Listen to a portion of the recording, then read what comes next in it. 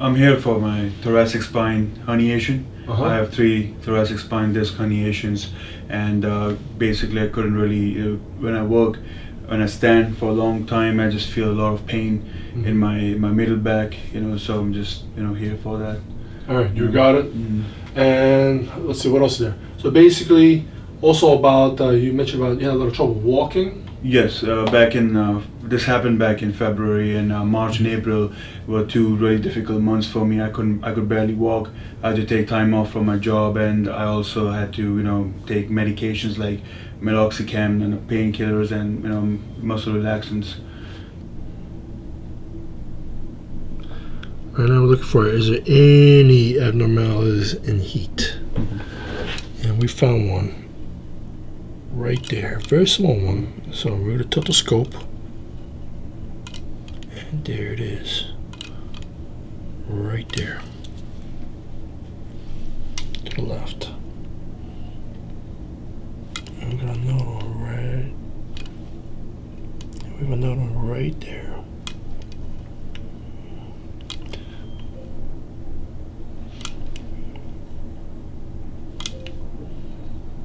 Yeah, it's very subtle, right there. The patient was talking about, he had an MRI showed clearly there was 3 dorsal disc herniations at here, and here, right? So when I hear about disc herniations over here, I want to focus, take a look what's going on the base foundation itself, and also the next potential area is right here, right below these disc herniations as well.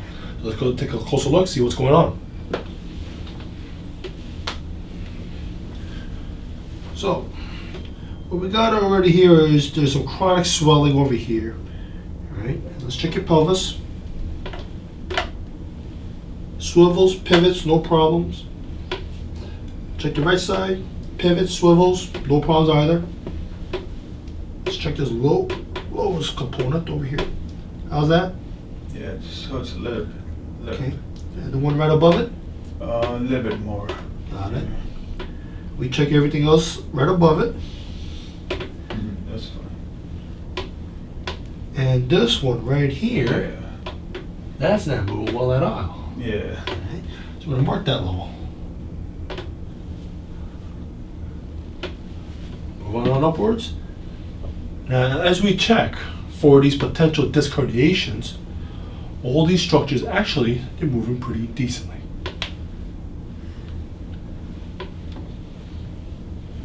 Now, when I take a look at the structure of your spine over here, MRI report says, okay, 12, 11, 10, Right. these discs are herniated. Okay. Right. More clearly, the disc bulges, Bulges, right? And they've been getting progressively worse. Exactly. So, instead of over here, I want to take a look in a biomechanical approach, what's going on at the base foundation itself. So when I take a look at your base foundation itself, what's interesting is that the fact that your 5th lumbar bone is trying to be part of the sacrum. Oh, wow. Right? So because of this interesting little curveball you got going on, and that's what I drew over here, you still have part of the transverse processes. So this is what we call sacralization. This is still an independent bone. Oh. And we tested it, yes, there's a little pain, but it's actually stable. Stable enough. Oh, stable. This 4th lumbar, you see this one over here? Okay? We got these facet tropism going on. As in other words, the angles of it is rotated around. This is trying to act like a 5th lumbar bone.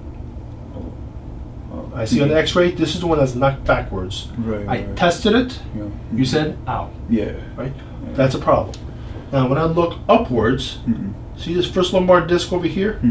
Okay? That's also in trouble. Right? The way, because of this structure, it's misaligned, also went backwards.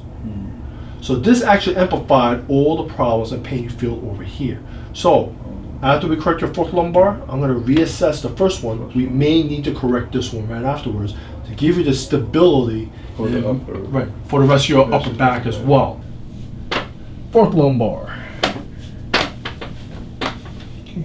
Don't worry, you're not going to fall. Just going to roll you over. Okay, just relax the shoulder. Just relax a little more. Right there and Oh. okay.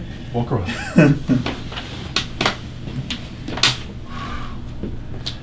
Wow. Feel the difference actually.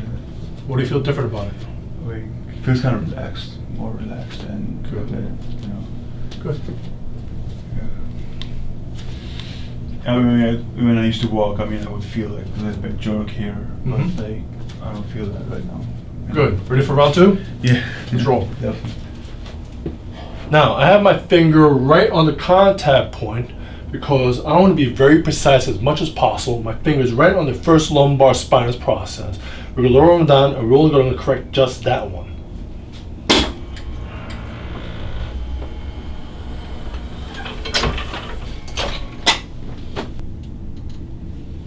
Okay, well, that's short. Let it drop.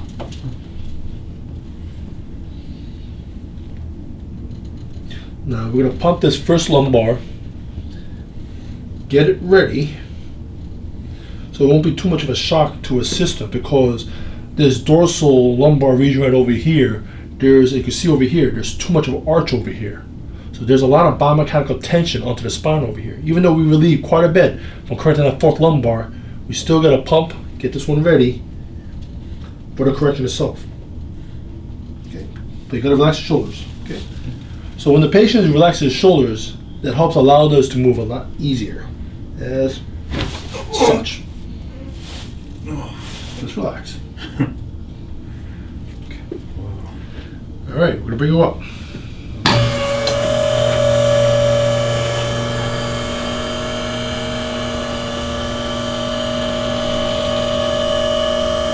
Okay, walk around.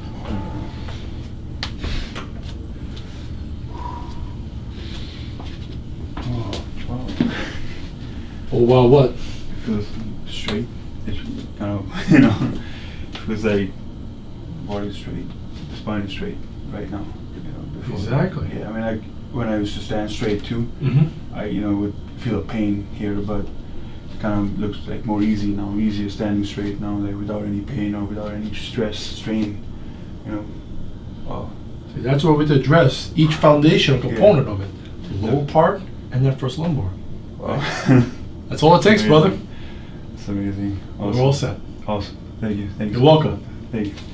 Appreciate that.